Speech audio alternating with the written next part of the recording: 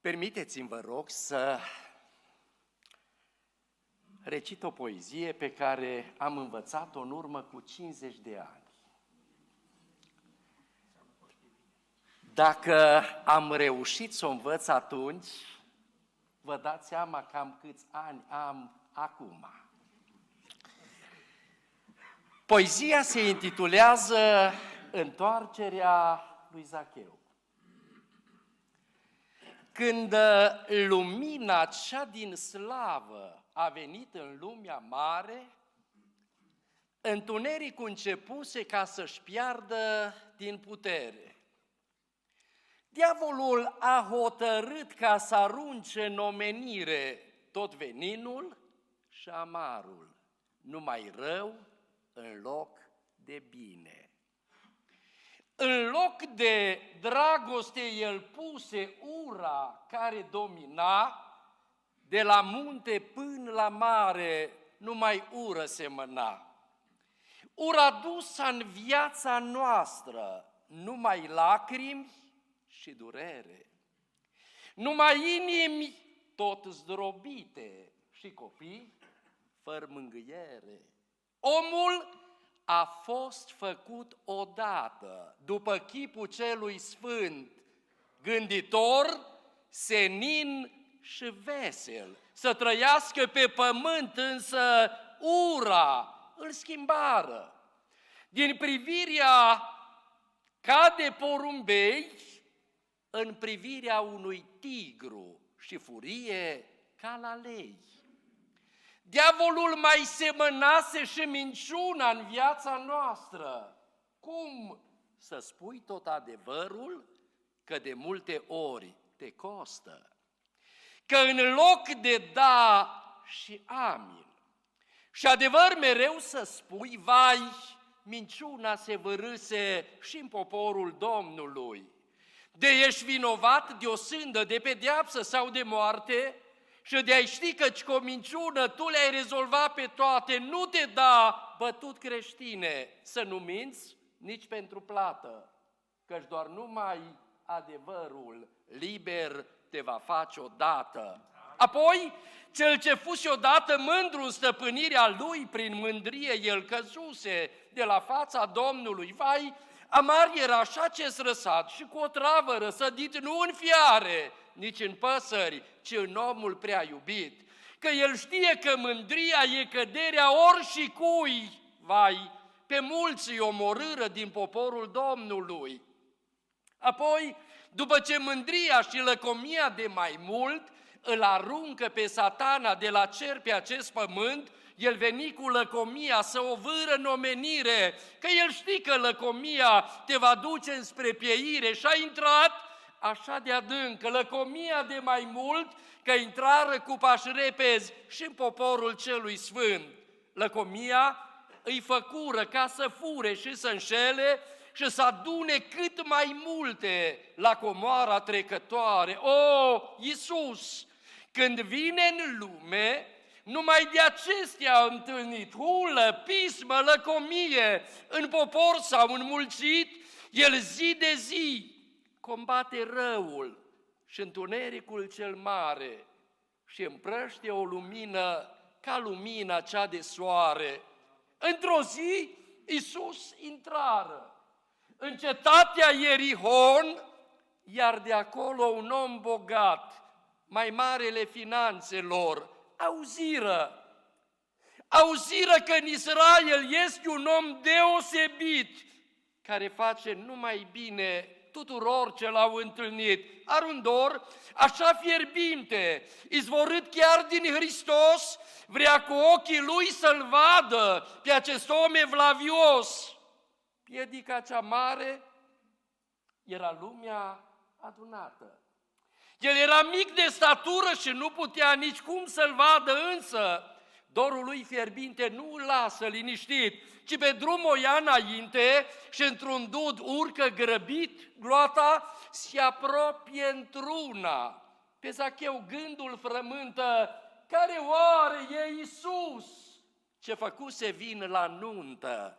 Și când dorul lui Zacheu e ca para focului, Iisus, care cunoaște totul, se oprește în dreptul dudului.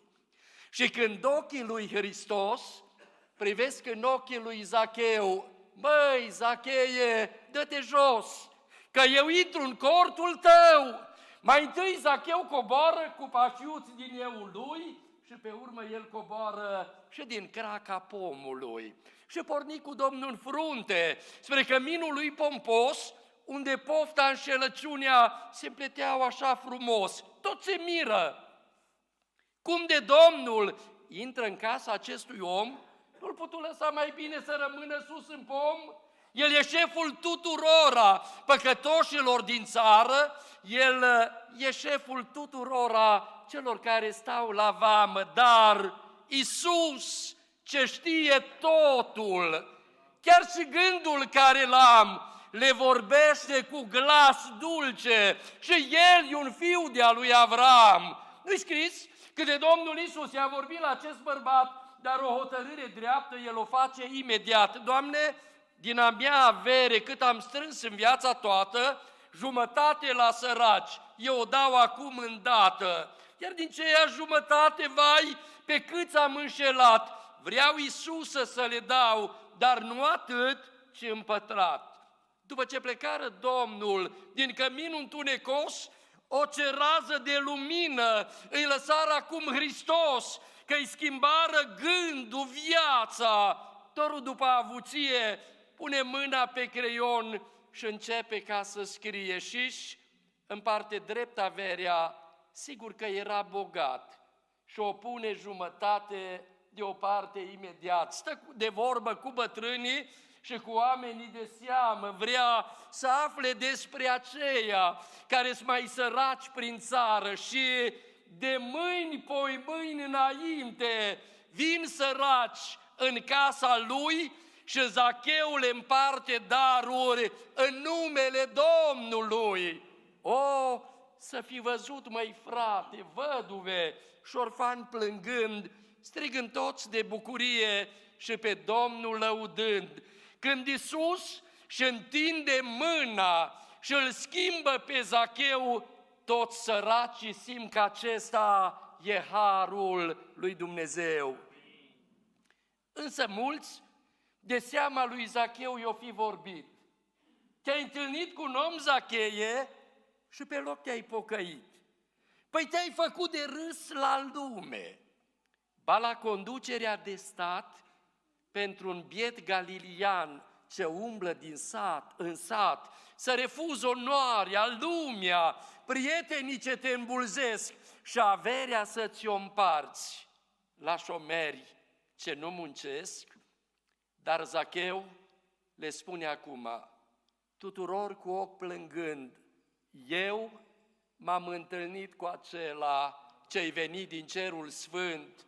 El e pâine, el e apă, el e har dumnezeiesc, el e pacea tuturora celora ce îl primesc. După ce Zacheu își împarte la săraci averea lui, el se pleacă pe genunchi chiar în fața Domnului. Doamne, Tu care îmi cunoști trecutul, cel murdar sau cel frumos, vreau să-mi împlinesc cuvântul spus în fața lui Hristos, fă să-mi vină acum în minte oameni înșelați de mine, că împătrit vreau să le dau ca să știe orice cine că eu m-am întâlnit cu acela care-i drept, neprihănit și el vrea ca ai lui să-și mănânce pâinea doar muncind cinstit. Amin. Și de mâine dimineață lui Zacheu nu e rușine. Din averea ce-i rămasă, el își umple punga bine și pe drum o ia înainte până la primul înșelat. Când îl vede bietul om, a și răcit imediat. Îi deschide omul poarta, schimbând feță, îngălbenit, ca impozitul sărmanul încă nu și l-a plătit. Dar Zacheu știe acum, ca să mângăie frumos, cum în prima zi pe el, mângăiatul la Hristos. Măi, vecine, eu la tine n-am venit ca mai de mult, am venit să fac ce până acum niciun vameș n-a făcut. Ei când vin, îți iau din casă chiar și pâinea de pe masă. Eu am venit ca să-mi plătesc datoria rușinoasă, că înainte de a-L cunoaște pe Fiul lui Dumnezeu, eu te-am înșelat cu 100 și acum îmi pare rău. Vreau să-ți dau acum 4, cum Scriptura ne vorbește, și vrei să vii cu mine. Iisus e gata, te primește. Bietul om nu știe acum ce să creadă în grăbire, dar Zacheu îi întinde mâna și o strânge cu iubire. Prietene, te rog, mă iartă pentru fapta rușinoasă. Și Zacheu îi lasă banii la vecin frumos pe masă. Și plecă plin de o iubire și de o pace sufletească, căci pe primul înșelat o putut să-l răsplătească. Și plecă acum spre altul care l-a înșelat vreodată. Toți, când îl văd trecând, spun: vai, vine șeful după plată. Dar Zacheu salută acum cu respect chiar pe tot omul. Simte acum chiar și drumul, că el s-a întâlnit cu Domnul. Toți acei ce nu-și plătiră datoria către stat, când îl văd trecând din nou, stau cu sufletul întristat. Dar spre mirarea lor, Zacheu nu făcu ca altă dată, când deodată, ce să vezi, se oprește la o poartă. Vede în curte o căsuță așa mică și săracă, iar o mulțime de copii ei prin curte toți se joacă. El deschide poarta strâmtă și privește cu plăcere. Când din casă tata îl vede, a rămas fără de putere. Măi, femeie, eu ți-am spus că dacă Imperiul Roman nu te iartă până nu știe că ai plătit ultimul ban, ce bine ar fi fost atunci când bănuții i-am străcat, luând haine la copii să ne fi plătit de stat. Așa, uite, cine-i în curte? Îi chiar șeful de finanțe. Până nu-i dai ultimul ban, el nu ți-a ieșit din casă. Măi, bărbate, auzit am că Iisus din Nazaret, care despre el se spune că desigur e profet, într-o zi din săptămână la Zacheu intrară în casă, dar de cumva i-o schimba firea lui cea nemiloasă. Și Zacheu cu pașii iuți și cu firea unui miel, el se apropie de ușă și bătură încetinel. Da, se aude din lăuntru, voce stinsă, aproape în șoaptă. Când Zacheu deschide ușa, o lumină intră în casă. El salută cu iubire pe acest tată, apoi pe mamă. N-ai fi zisă niciodată că e șeful de la vamă. Apoi întinde mâna la toți care sunt în casă și cu ochii plini de lacrimi el se așeză la masă. Iar femeia îndrăsnește cu o voce așa de înșoaptă: vai, stăpâne, eu sunt de vină că darea nu ne-e achitată, că familia, vezi bine, e mai mare ca la oricare, numai soțul ne câștigă, restul numai la mâncare. O, mila lui Hristos atunci la Zacheu îi apare îndată: stai, femeie, liniștită, eu n-am venit azi după plată, eu am venit cu o veste bună, că Iisus, lumina vieții, m-a trimis astăzi la voi să vă bucurați cu toții. El văzuta lipsa voastră și copiii mititei și un cadou frumos trimisa Iisus astăzi pentru ei. Și Zacheu scoate punga ce era aproape plină, o desleagă și slobode jos pe masă fără de milă și cu ochii plini de lacrimi zisuia la acest bărbat: până nu întâlni pe Iisus, eu de multe ori te-am înșelat și acum vreau să-ți răsplătesc. După cum Scriptura spune, iartă-mă, te rog, de fapta ce-am făcut prin șelăciune.